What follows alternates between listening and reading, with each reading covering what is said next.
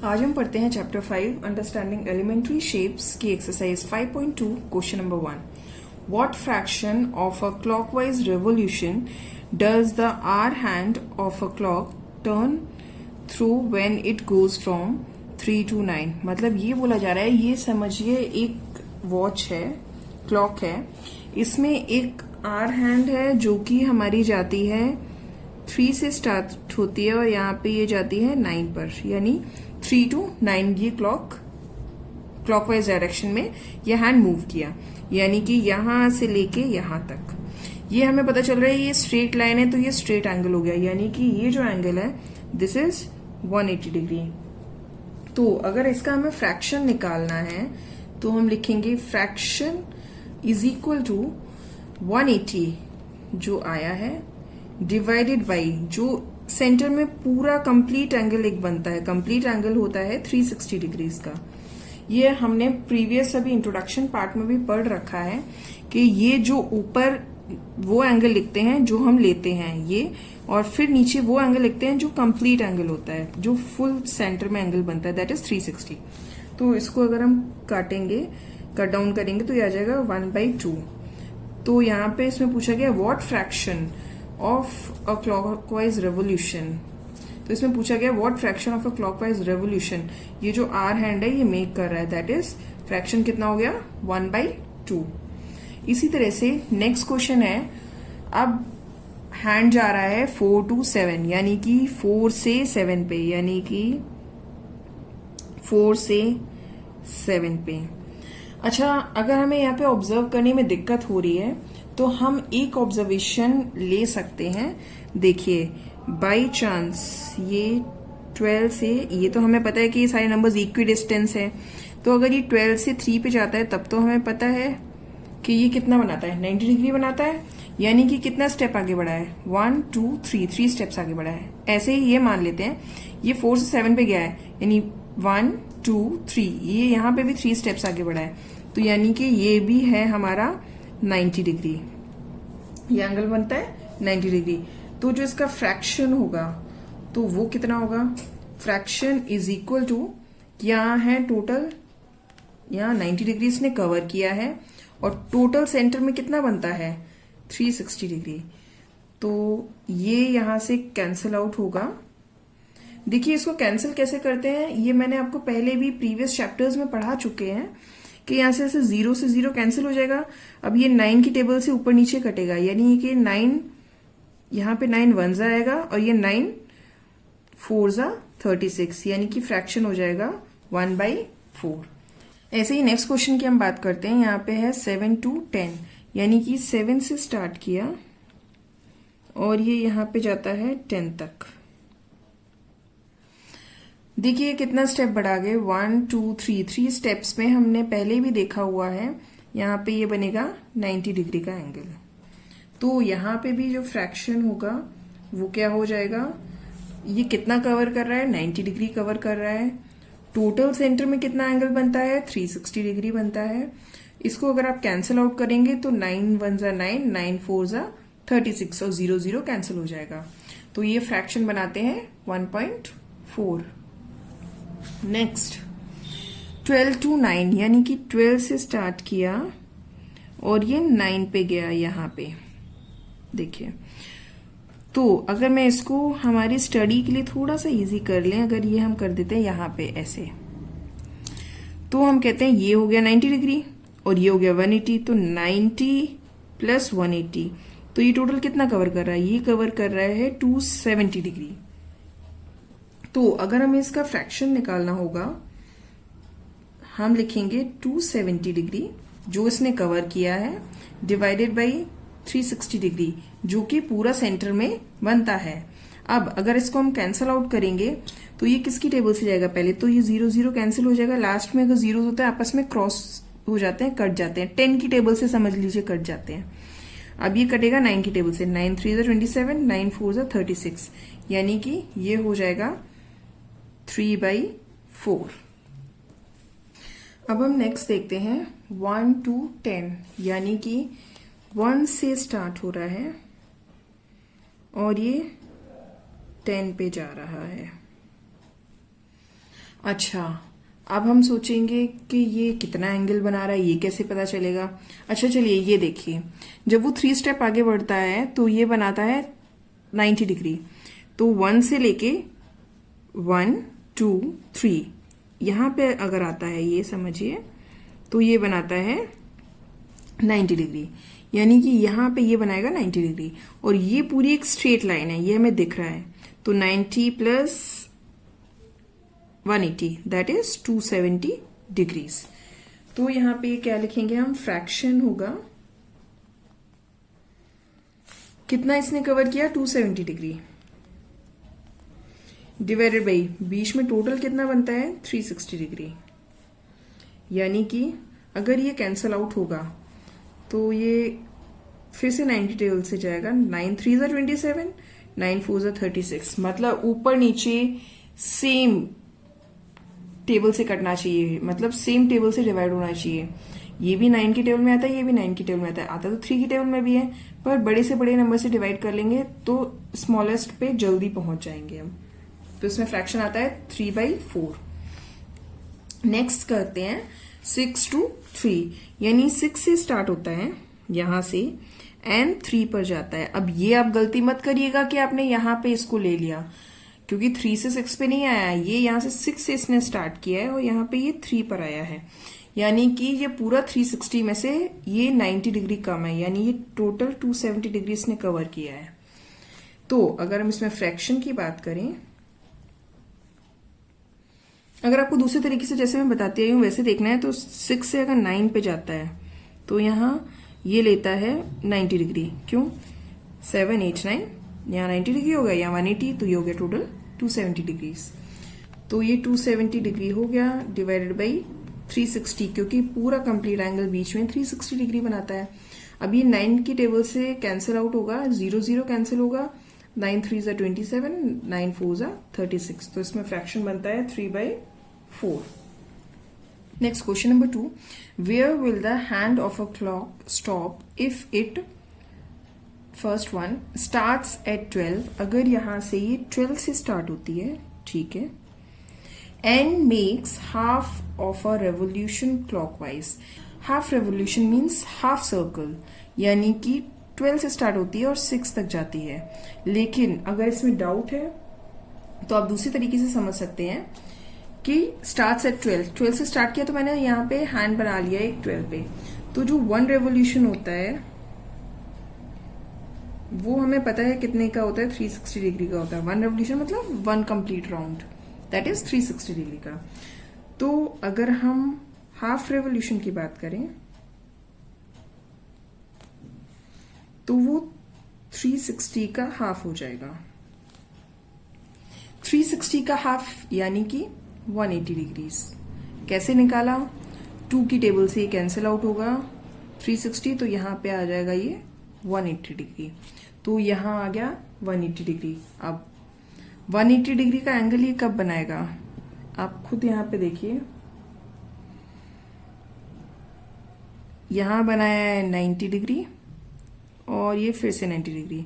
तो ये जब ये 6 पे आएगा तो ये बनाएगा टोटल 180 डिग्री का। तो ये 180 डिग्री का एंगल यहां बनता है। यानी कि क्या बोलेंगे, clock hand starts from 12 and makes half revolution, so it will stop at 6। वो यहाँ पे 6 पे जाके स्टॉप हो जाएगा। नेक्स्ट सेकेंड, स्टार्ट एट 2, तो जहां पे 2 है पहले तो वहां पे हम हैंड बना लेते हैं। 2 से स्टार्ट किया, make half of a revolution clockwise. Clockwise revolution बना रहा है, तो ये भी इंपॉर्टेंट है यहाँ पे ये मेंशन करना। अब ये क्लॉकवाइज बना रहा है half revolution. Same concept, 1 revolution जो हमारा होता है वो होता है 360 डिग्रीज का। तो हाफ रेवोल्यूशन कितने का हो जाएगा, 360 इंटू हाफ, 360 का हाफ कर देंगे तो आ जाएगा 180 डिग्रीज, यानी कि 180 डिग्री बनाएगा। यहां से पहले 3 स्टेप चलेंगे, 1 2 3, 3 स्टेप यहां पे, तो ये बनाएगा 90 डिग्री। अब 1 2 3 8 पे आ जाएंगे तो ये यहां पे बना लेगा पूरा 180 डिग्री। तो यहां से ये यहां पे आएगा, यहां पे इसका बन जाएगा 180 डिग्री का एंगल। तो इसमें भी हम क्या बोलेंगे, clock hand starts from 2 and makes half revolution,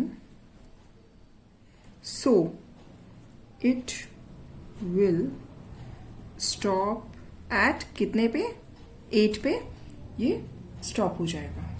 next starts at 5, पहले तो ये 5 पे हम बना लेते हैं कि 5 से स्टार्ट हो रहा है। Okay, makes 1/4 of a revolution clockwise, clockwise 1/4 revolution बनाता है। अब पहले तो हम ये लिख लेंगे जैसे अभी तक किया था कि 1 रेवोल्यूशन कितना होता है, 1 revolution is equal to 360 degrees. तो 1/4 रेवोल्यूशन कितना हो जाएगा, 1/4 रेवोल्यूशन इज इक्वल टू 360 में 1/4 का मल्टीप्लाई कर देंगे, जैसे हाफ में हाफ का मल्टीप्लाई करते थे। तो अब ये 4 की टेबल से कटेगा, 9 4 ज़ा 36, 4 9 ज़ा 36, 90 डिग्रीज, यानी कि 90 डिग्रीज का एंगल बनाएगा। अच्छा, अगर देखिए 5 पर है और अगर ये 90 डिग्रीज का एंगल कब बनाएगा, जब ये 3 स्टेप आगे बढ़ेगा, 1 2 3, यानी कि 8 पर होगा, तब ये 90 डिग्रीज का एंगल बनाएगा यहां से क्लॉकवाइज इधर। तो ये इसका क्या, किस पे स्टॉप हो जाएगा, ये 8 पर। तो अब इसमें हम लिखेंगे कैसे, clock hand starts from 5 and makes 1/4 revolution, so it will stop at 8. Next start at 5, अगर ये 5 पे स्टार्ट हो रहा है तो चलिए 5 से स्टार्ट होता है। Makes 3/4 of a revolution clockwise, 3/4 revolution बनाता है। पहले हम निकाल लेते हैं 3/4 रेवोल्यूशन का मतलब कितना डिग्रीज एंगल हो गया। तो 1 revolution is equal to 360 degrees हो गया। तो 3/4 रेवोल्यूशन इज इक्वल टू कितना हो गया, 360 इंटू 3/4। अब इसको आप करेंगे तो यहां से 4 की टेबल से अगर ये जाएगा तो ये 90 टाइम्स हो जाएगा। अब 9 इंटू 3, 9 3 ज़ा 27 डिग्री, तो 270 डिग्रीज आ जाएगा। यानी कि ये 270 डिग्री कब बनाएगा, जब ये 3 राइट एंगल्स बनाएगा। तो हम लोग राइट एंगल्स काउंट कर लेते हैं। पहला राइट एंगल 1 2 3, 8 पे आने पे आएगा यहाँ पे ये। दूसरा राइट एंगल 1 2 3, 11 पे आने पे आएगा। तीसरा राइट एंगल 1 2 3, 2 पे आने पे आएगा। 90 प्लस 90 180 प्लस 90 270, तो यानी कि ये 2 तक जाएगा। यहां से स्टार्ट होगा यहां पे, तो ये हो जाएगा टोटल 270 डिग्रीज। तो अब इसमें हम लिखेंगे क्लॉक हैंड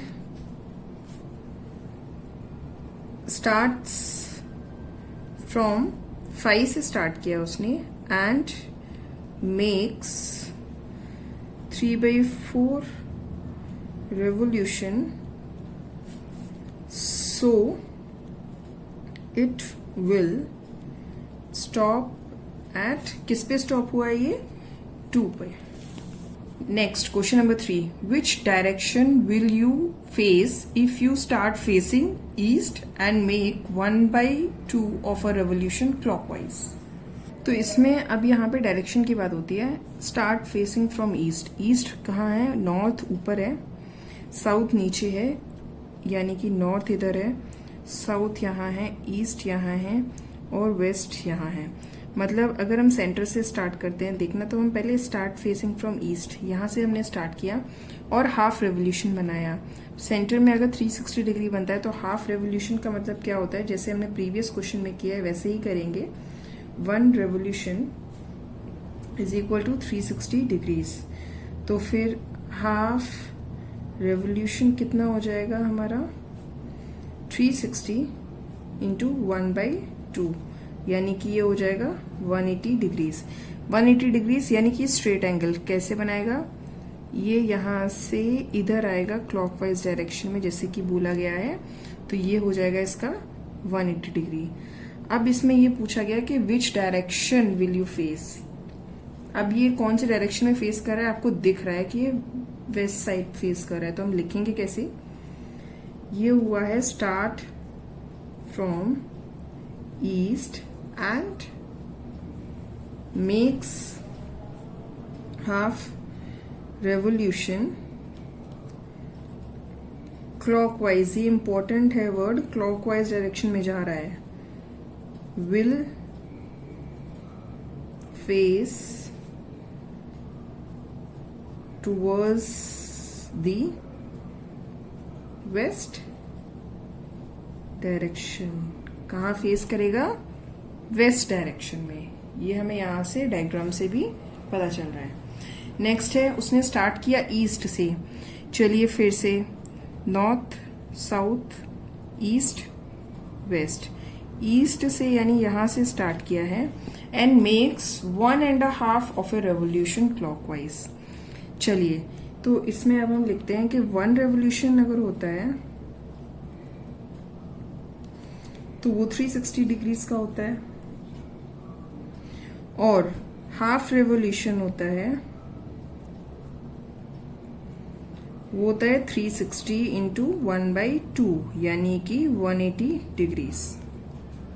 अब इसने 1.5 रेवोल्यूशन दिया है क्लॉकवाइज, तो 1 रेवोल्यूशन तो देखिए 1.5, तो 1 रेवोल्यूशन तो फिर से ईस्ट पे आ जाएगा, उसके बाद हाफ रेवोल्यूशन और लिया है, हाफ रेवोल्यूशन यानी कि 180 डिग्रीज और बनाए हैं, इसके बाद 180 ईस्ट पे आने के बाद फिर से 180 डिग्री बनाया, यानी कि फिर ये 180 डिग्री यानी कि वेस्ट पे आ गया यहां पे। पहले तो ये कंप्लीट बनाएगा एक, इसके बाद ये फिर से 180 डिग्री बनाएगा, यानी कि ये होगा start from east and makes 1.5 of revolution clockwise, will face towards the west direction. Next है, इसने वेस्ट से स्टार्ट किया है and 3/4 of a revolution anti clockwise direction में गया है, यानी कि यहाँ पे नॉर्थ अगर हम लेते हैं, यहाँ साउथ होगा, यहाँ ईस्ट और यहाँ वेस्ट, तो उसने वेस्ट से स्टार्ट किया है, उसके बाद 3/4 रेवोल्यूशन लिया है एंटी क्लॉकवाइज, मतलब इस बार वो इधर जाएगा। तो सबसे पहले तो हम निकाल लेते हैं जो 1 रेवोल्यूशन होता है वो कितना होता है 360 डिग्रीज, तो जो 3/4 रेवोल्यूशन होगा वो होगा 360 इंटू 3/4, यानी कि ये कैंसिल आउट होगा 90 टाइम्स, तो ये हो जाएगा 270, 90 इंटू 3 270 डिग्रीज, यानी कि 90 90 90 3 टाइम्स 90। यहां से स्टार्ट करेगा चलना, तो पहले तो ये यहाँ पे ईस्ट पे अगर आता है वापस, इधर से एंटी क्लॉकवाइज आ रहा है, यहाँ पे एंटी क्लॉकवाइज लिखा है, तो ये 180 डिग्री बनाएगा, और फिर जब नॉर्थ पे जाएगा तो ये 90 डिग्रीज और बनाएगा, यानी कि ये 270 डिग्रीज यहाँ पे इसका ओवर होगा। यहाँ से इसने स्टार्ट किया, ये यहाँ तक गया है, तो ये हो जाएगा इसका टोटल 270 डिग्रीज। तो इसमें अब हम फाइनली क्या लिखेंगे, स्टार्ट फ्रॉम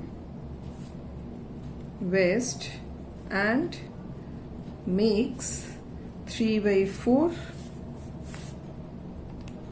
revolution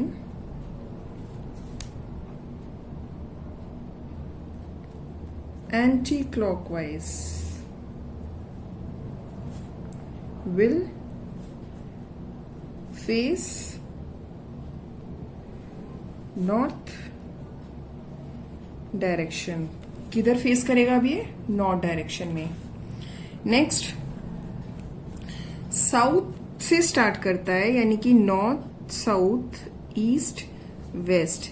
यहाँ पे साउथ से स्टार्ट करता है एंड वन कंप्लीट रेवोल्यूशन बनाता है, चाहे वो एंटी क्लॉकवाइज करे या क्लॉकवाइज करे कंप्लीट रेवोल्यूशन में, तो इसको वापस से यहीं पर आना है। तो इसमें तो डायरेक्टली लिख सकते हैं हम, वन रेवोल्यूशन कंप्लीट रेवोल्यूशन कितना होता है? 360 डिग्रीज का। तो इसका मतलब ये start from south and makes one revolution will face towards south direction. वापस से कंप्लीट रेवोल्यूशन के बाद ये फिर से आ जाएगा साउथ डायरेक्शन में। अब ये वीडियो ज्यादा लंबी ना हो, इसीलिए हम इसको यहीं पे स्टॉप करते हैं। फर्दर क्वेश्चंस हम नेक्स्ट वीडियो में कंप्लीट कर लेंगे। यहाँ पे अभी तक आपको किसी भी कॉन्सेप्ट में कहीं पे भी कोई भी डाउट है तो आप प्लीज कमेंट सेक्शन में पूछिए, मैं आपके डाउट्स को क्लियर करूंगी। और अगर आपको समझ में आ रहा है, आपके कॉन्सेप्ट्स क्लियर हो रहे हैं, then please do like, share and subscribe. Thank you.